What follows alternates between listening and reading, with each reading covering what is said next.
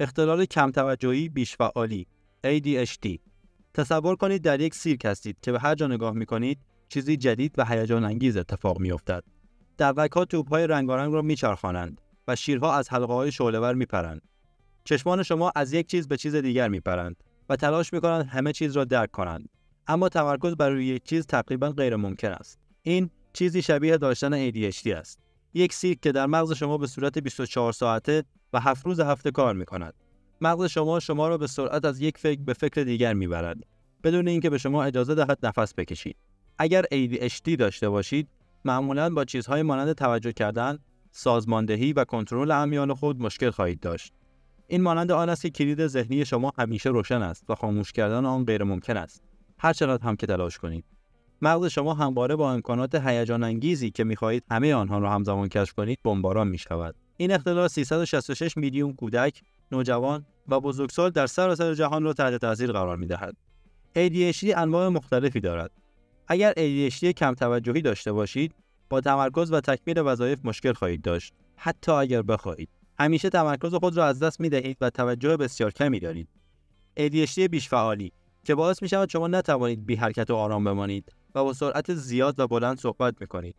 ADHD ترکیبی درگیری همزمان با ADHD کم توجهی و ADHD بیش فعالی است. همانند یک بچه بسیار پر انرژی که به راحتی منحرف شده بدون هیچ کنترلی بر حجم صدا. اختلال وسواس فکری عملی OCD. اختلال وسواس فکری عملی مانند داشتن یک مدل سختگیر در سر شماست که دائما شما را به تمیز کردن، بررسی کردن و سازماندهی همه چیز وادار می‌کند. اما به جای اینکه فقط چشمان خود را بچرخانید و او را نادیده بگیرید، احساس می‌کنید مجبور به اطاعت از او هستید. زندگی با OCD اغلب باعث می‌شود که افکار یا ترس‌های ناخواسته داشته باشید که به سادگی از بین نمی‌روند. این مانند داشتن یک خارش ذهنی است که نمی‌توانید هر چقدر هم که تلاش کنید آن را از بین ببرید. با گذشت زمان این به اجبارهایی تبدیل می‌شود که نتیجه آن رفتارهای تکراری یا اعمال ذهنی هستند که شما را وادار به اصلاح همه چیز به عنوان راهی برای کاهش اضطراب و یا جلوگیری از وقوع چیزهای وحشتناک می‌کنند. برای مثال، شما اغلب نگران میکروب‌ها و بیمار شدن هستید.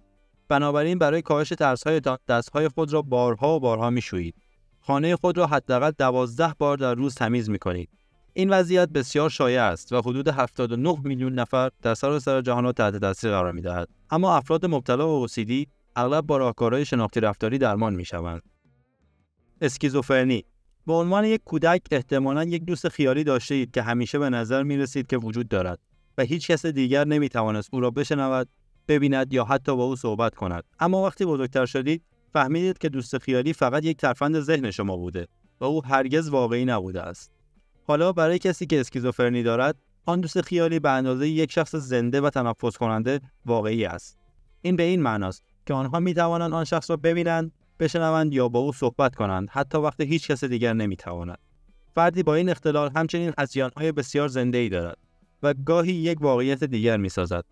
مثلا باور دارد که یک مأمور مخفی در مأموریت نجات جهان است. مثل این است که ذهنشان یک رادیو است که دائما در حال تغییر کانال‌ها است. یک لحظه به واقعیت تنظیم شده‌اند و لحظه‌ای بعد سیگنال‌هایی از یک جهان کاملا متفاوت دریافت می‌کنند. متأسفانه این اختلال روانی سرنوشت حدود یک نفر از هر 300 نفر را تحت تاثیر قرار داده است و هیچ درمانی برای آن وجود ندارد. با این حال تشخیص زودهنگام، داروهای ضد روانپریشی و تکنیک‌های خودمدیریتی می‌تواند به مدیریت علائم و بهبود کیفیت زندگی کمک کند. اختلال استرس پس از سانحه PTSD. 6 ماه از زمانی که از کما بیرون آمدید می‌گذرد و از تصادف رانندگی که جان همسر و 2 فرزندتان را گرفت، زنده بیرون آمدید. بعد از مدت زیادی در تخت‌های بیمارستان و تمرینات توانبخشی که حتی فیل را از پای در می‌آورد، بالاخره آزادید به خانه بروید. اما حتی فکر کردن به سوار شدن به ماشین لرزه به اندامتان می‌اندازد. مثل این است که مغزتان یک فیلم ترسناک با صدای جیغ تایرها و شکسته شدن شیشه را ترتیب داده است. حتی نمی‌توانید وارد ماشین شوید. حتی با شنیدن صدای ماشین‌ها احساس می‌کنید که کسی یک نارنجک بالای سرتان نگه داشته است. این همان چیزی است که ما به آن PTSD یا اختلال استرس پس از سانحه می‌گوییم. مثل این است که مغزتان می‌گوید هی، آن اتفاقی که افتاد را به یاد دارید؟ بیاد دوباره و دوباره آن را تجربه کنیم. PTSD به طور ناگهانی رخ نمی‌دهد. این اختلال فقط پس از تجربه یک رویداد بزرگ و تروماتیک آغاز می‌شود و هر زمانی که چیزی مرتبط با آن رویداد را ببینید، بشنوید یا حتی بو کنید شروع می‌شود. بلافاصله عرق میکنید، ترس را احساس میکنید، تنفس سریع دارید و گاهی حتی غش میکنید. یک لحظه مشغول کار خودتان هستید و لحظه بعد کابوس‌هایی دارید که احساس میکنید در فیلم ترسناک زندگی خودتان بازی میکنید. اختلال دو قطبی. اگر تا به حال به پارک تفریحی رفته باشید و سوار یک ترن هوایی سریع شده باشید، شاید بفهمید که داشتن اختلال دو قطبی چه حسی دارد. البته این نوع اختلال یک ترن هوایی سرگرم کننده با فریادهای خوشحال و پشمک نیست. این اختلال مانند این است که دو نفر مختلف در مغزتان زندگی می‌کنند. اولی فاز شیدایی است که فاز فوق‌العاده پر انرژی و شاد است. در فاز شیدایی احساس می‌کنید که برنده یک بلیت لاتاری شده اید و یک قهوه دابل اسپرسو نوشیده اید. اما سپس درست زمانی که فکر می‌کنید همه چیز در بهترین حالت خودش است، فاز افسردگی شما را به زمین می‌کوبد. مثل این است که کسی روی شما آب یخ ریخته باشد. ناگهان شما بدبین، غمگین و متقاعد می‌شوید که همه چیز بی‌معنی است. این نوسانات شدید خلقی می‌تواند به سرعت و بدون هشدار رخ دهد و برای برخی افراد خشونت و پرخاشگری نیز به این مجموعه اضافه می‌شود. مثل این است که مغزتان یک بازی پینگ-پونگ بی‌رحمانه با احساساتتان بازی می‌کند. دانشمندان و تحقیقات نشان دادند که اختلال دو قطبی می‌تواند با ژنتیک و تجربیات زندگی مرتبط باشد و حدود 40 میلیون نفر در جهان را تحت تاثیر قرار می‌دهد. این چیزی نیست که بتوانید مانند آنفولانزا به سادگی بگیرید و قطعاً چیزی نیست که بتوانید به سادگی از آن خارج شوید. اختلال افسردگی. اگر افسردگی داشته باشید، احساس می‌کنید در دنیایی که کاملاً سیاه و سفید است، گیر کرده اید، بدون هیچ رنگی. هر روز برایتان مانند غروب جمعه است. اما افسردگی فقط درباره احساس غم برای مدتی یا داشتن یک روز بد نیست. در طول یک دوره افسردگی، یک احساس پوچ و غم مداوم را احساس می‌کنید. مثل اینکه کسی با یک جاروبرقی بزرگ تمام شادی زندگی شما را بلعیده است. علاقه خود را به همه چیزهایی که قبلا دوست داشتید، مانند پیتزا، بستنی و حتی تماشای ویدیوهای یوتیوب در کانال مورد علاقه‌تان از دست می‌دهید. از دست دادن علاقه به همه چیز همچنین به این معناست که روزتان را یا به خوابیدن می‌گذرانید یا اصلاً نمی‌خوابید. هر چیزی را که می‌توانید پیدا کنید می‌خورید یا برای روزها اصلاً چیزی نمی‌خورید. سطح انرژی شما مانند یک تنبل در یک جامعه آرام خواهد بود. این اختلال حدوداً 280 میلیون نفر را در سراسر جهان تحت تاثیر قرار می‌دهد و بسیاری از افرادی که افسردگی دارند ممکن است حتی متوجه آن نشوند. اما اگر دائما احساس غم و خستگی می‌کنید، ممکن است نیاز باشد به یک درمانگر مراجعه کنید که می‌تواند به شما کمک کند بر روی احساساتتان کار کنید و استراتژی‌های مختلف مقابله با آن را یاد بگیرید. اختلال اضطراب. اضطراب همان ترکیب استرس، نگرانی و دلشوره است که مانند هوای بهاری غیرقابل پیش‌بینی است. با داشتن اختلال اضطراب احساس می‌کنید که دائما توسط یک خرس گریزلی عظیم تعقیب می‌شوید. احساس می‌کنید که قلبتان واقعاً تلاش می‌کند از قفسه سینه‌تان بیرون بپرد. علاوه بر این دست‌هایتان همانند اینکه یک اسفنج آب در دست دارید عرق می‌کند و احساس می‌کنید معده‌تان مانند یک ژیمناست المپیکی در حال چرخش است. اما حالا کمی اضطراب در مقادیر کم مفید است، زیرا پاسخ طبیعی بدنتان به خطر است که به شما کمک می‌کند هوشیار باشید و گاهی اوقات شما را به بهترین عملکرد وادار می‌کند. اما وقتی اضطراب شروع به دخالت در زندگی روزمره می‌کند، ممکن است به قلمرو اختلال وارد شده باشید. این به این معناست که شما مقادیر زیادی از اضطراب را تجربه می‌کنید که مغزتان را سریعتر از یک همستر در چرخ می‌چرخاند. شما می‌توانید یک روز عالی داشته باشید، اما ناگهان یک فکر نگران کننده وارد ذهن شما می‌شود و احساس می‌کنید که دیوارهای اطرافتان در حال فروپاشی هستند. بیشتر افرادی که اختلال اضطراب دارند متوجه نیستند که چقدر می‌تواند عمیقاً بر زندگی روزمره آنها تأثیر بگذارد. این اختلال معمولاً با تشخیص زودهنگام و درمان صحیح به مرور زمان بهبود می‌یابد. اختلال خواب. بر اساس جامعه خواب جهانی، حدود 45% از مردم در سراسر جهان از نوعی اختلال خواب رنج می‌برند. یکی از این اختلالات بیخوابی است. وضعیتی که در آن شما نمی‌توانید به دنیای خواب فرو روید، هر چقدر هم که خسته باشید یا تلاش کنید. مانند آن است که مغز شما مشغول کارهای خودش شده و بدنتان را فراموش کرده است. علاوه بر بیخوابی که بیشتر وقت خود را به شمارش گوسفندان می‌گذرانید تا واقعاً به خواب فرو بروید، برخی از افراد با نارکولپسی دست و پنجه نرم می‌کنند. با این اختلال دلپذیر نمی‌توانید جلوی خوابیدن خود را بگیرید، حتی اگر در وسط روز باشد و تمام شب را به خوبی خوابیده باشید. می‌توانید هر جا بخوابید، در حال رانندگی یا حتی آشپزی. شما علائمی مانند خوابگردی، صحبت کردن در خواب یا حتی خوردن در خواب را دارید. این مانند داشتن یک زندگی مخفی است که صبح آن را به خاطر نمی‌آورید. اختلال خوردن. اختلال خوردن مانند یک قلدر بدجنس است که شما را متقاعد می‌کند که بدن شما واقعاً مشکلی دارد. اما این قلدر داخل سر شماست. برای مثال برخی از افراد با اختلال خوردن ممکن است متقاعد شوند که هر چقدر هم که لاغر باشند باید به طور غیر طبیعی لاغرتر شوند. بنابراین مغزشان به آنها میگوید که مصرف غذاهای خود را محدود کنند یا رژیم‌های شدیداً افراطی مانند خوردن تنها یک تخم مرغ در روز را دنبال کنند.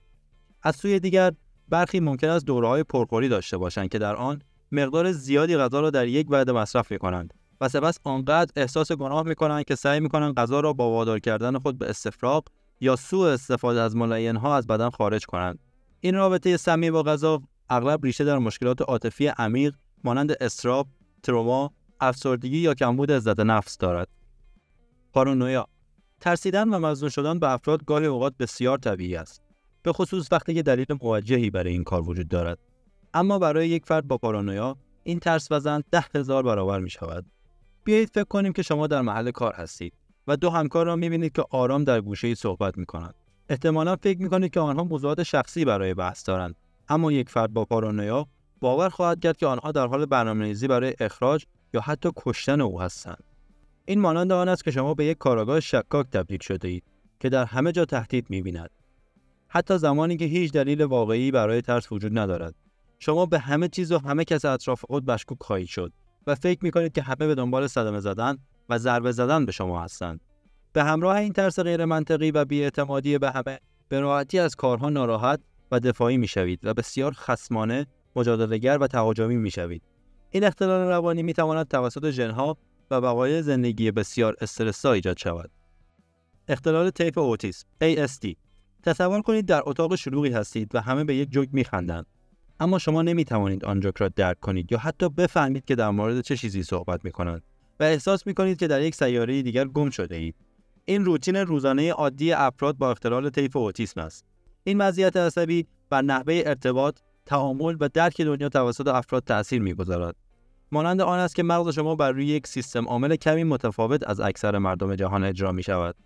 ممکن است برای پردازش برخی چیزها زمان بیشتری نیاز داشته باشید یا بر جزئیاتی که دیگران حتی به آن توجه نمی‌کنند تمرکز کنید. اگر در طیف اوتیسم باشید، ممکن است با چیزهای مانند تعاملات اجتماعی، برقراری تماس چشمی یا حتی درک جوک‌های ساده مشکل داشته باشید. از سوی دیگر ممکن است علاقه‌ها یا سرگرمی‌های شدید داشته باشید که با دقت بسیار زیادی روی آنها وقت بگذارید. بسیار خلاق باشید یا حتی حافظه فوق‌العاده‌ای برای جزئیات داشته باشید. اما اوتیسم یک وضعیت یکسان برای همه نیست. به آن طیف گفته می‌شود زیرا هر فرد در طیف متفاوتی است و ترکیبی از ویژگی‌ها و خصوصیات منحصر به فرد خود را دارد. برخی ممکن است در ریاضیات یا موسیقی مهارت‌های استثنایی داشته باشند، در حالی که دیگران ممکن است با وظایف تحصیلی یا شغلی مشکل داشته باشند. اوتیسم حدود 1% از جمعیت جهانی را تحت تاثیر قرار می‌دهد و اگرچه هیچ رویه‌ای پزشکی برای معکوس کردن این وضعیت وجود ندارد، می‌توان آن را از طریق درمان‌های رفتاری، مداخلات آموزشی و داروهایی برای کمک به اضطراب، تحریک‌پذیری و بیش‌فعالی که اغلب همراه با اوتیسم است، مدیریت کرد. دیسلکسیا. حالا تصور کنید که در یک کلاس درس هستید که بچه‌ها در حال یادگیری خواندن و نوشتن هستند. اکثر بچه‌ها بعد از مدتی خواندن و نوشتن را یاد می‌گیرند، اما یک کودک با دیسلکسیا ممکن است حتی شناسایی حروف را بسیار دشوار بیابد، چه برسد به خواندن کلمات. این مانند آن است که آنها در یک ماجراجویی یادگیری متفاوت قرار گرفته‌اند که نیاز به زمان و کمک اضافی دارند تا مسیر درست را پیدا کنند.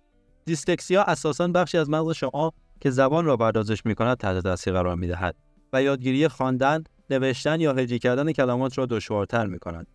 اعداد همیشه یک در هم ریختگی غیرقابل فهم به نظر می‌رسند. اگر یک فرد با دیسلکسیا سعی کند از یک کتاب آشپزی برای پختن پنکیک استفاده کند، هنگامی که دستور پخت می‌گوید 2 قاشق شکر اضافه کنید، آنها احتمالاً می‌بینند که 2 قاشق نمک اضافه کنید. با این حال، دیسلکسیا اصلاً درباره هوش نیست، زیرا افراد با دیسلکسیا به اندازه همه دیگران باهوش هستند، اما آنها به روش‌های متفاوتی آموزش می‌بینند. افراد با دیسلکسیا از ابزارهای مانند کتاب‌های صوتی و نرم افزارهای تبدیل متن به گفتار استفاده می‌کنند. ممنون که تا آخر ویدیو با ما همراه بودید. اگر از این محتوا لذت بردید حتما لایک کنید و نظرتون رو با ما به اشتراک بذارید. اگر هنوز عضو کانال نیستید دکمه سابسکرایب رو بزنید تا ویدیوهای جدید رو از دست ندید.